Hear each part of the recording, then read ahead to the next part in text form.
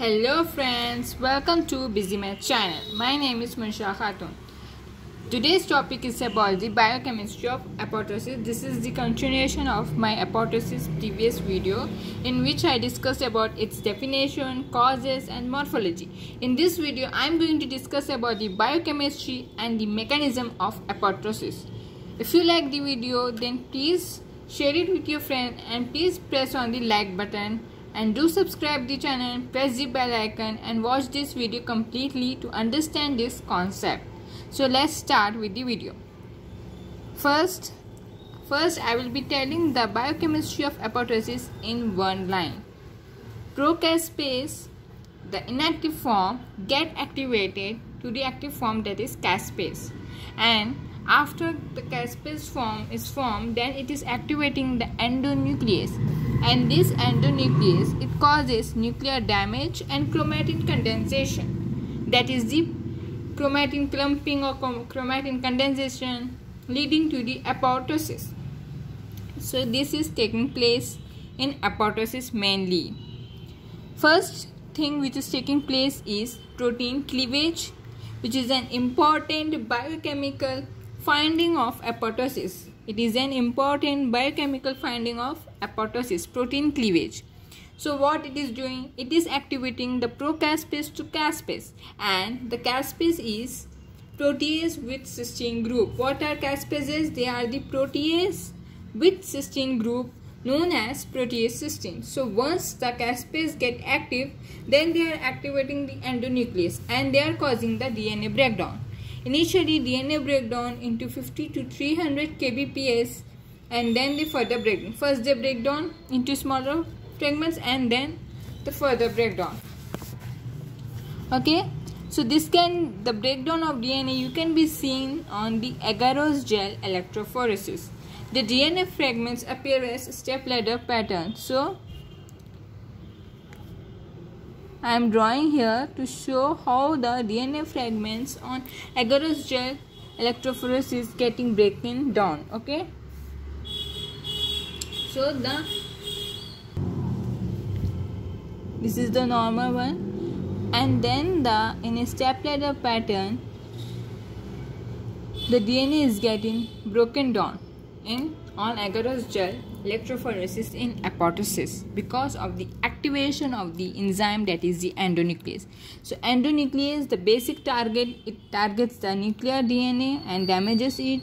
So the specific fragment of DNA will getting removed, and the specific fragment of DNA is known as internucleosomal DNA damage.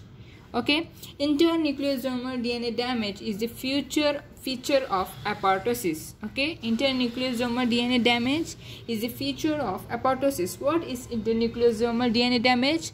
It is a multiple of 180 to 200 base pairs are removing and can be observed on agarose gel electrophoresis.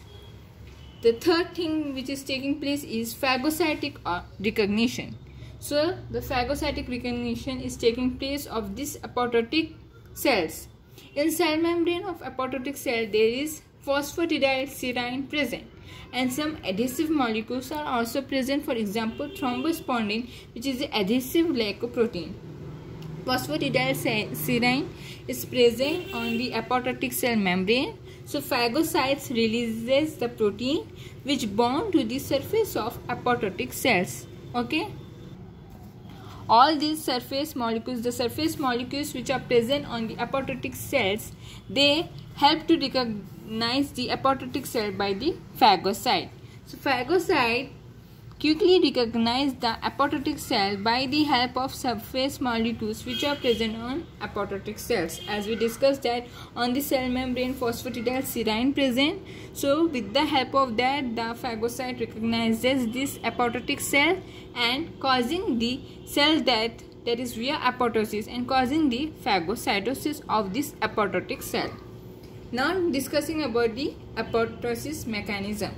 Apoptosis was first observed in nematode.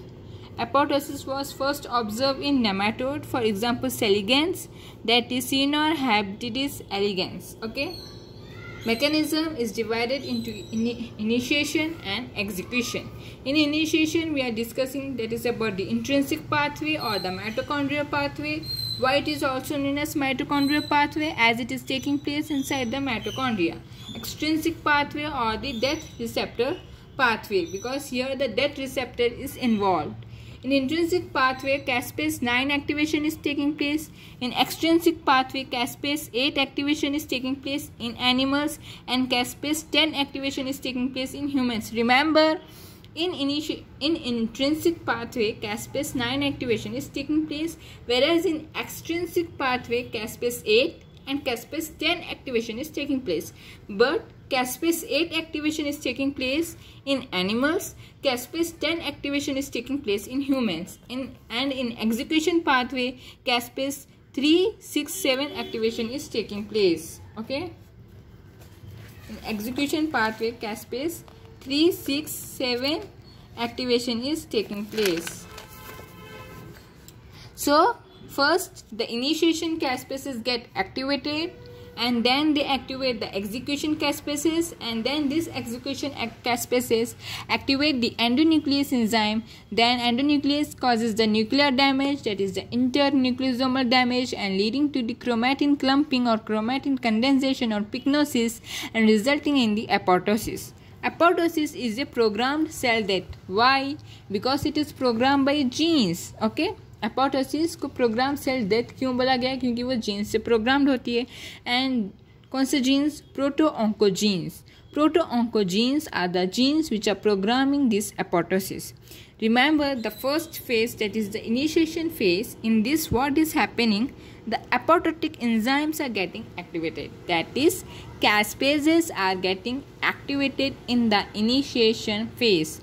In the second phase, that is in the execution phase, during which cells are actually dying because of the activation of apoptotic enzymes. First, the enzymes are getting activated, and in the second, because of this activation of enzymes, the cells are getting died. Okay, that is by apoptosis. So first I am going to discuss about the proto-oncogenes.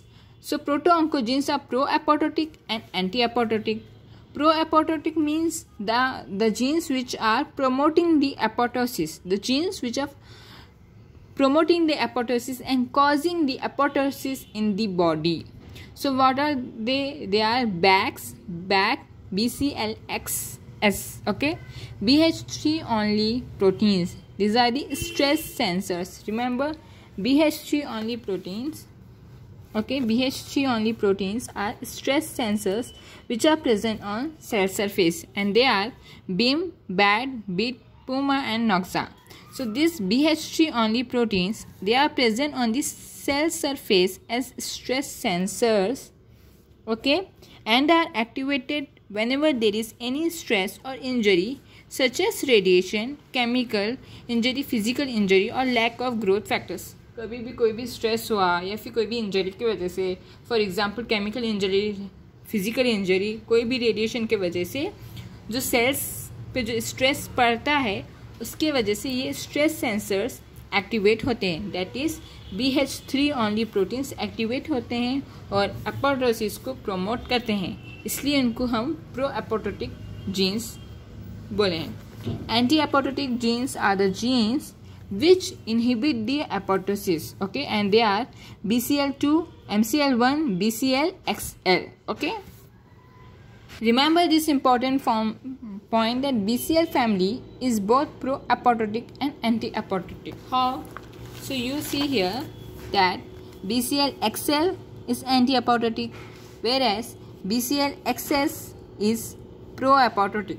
Okay, so hence BCL family is both pro-apoptotic and anti-apoptotic. Okay.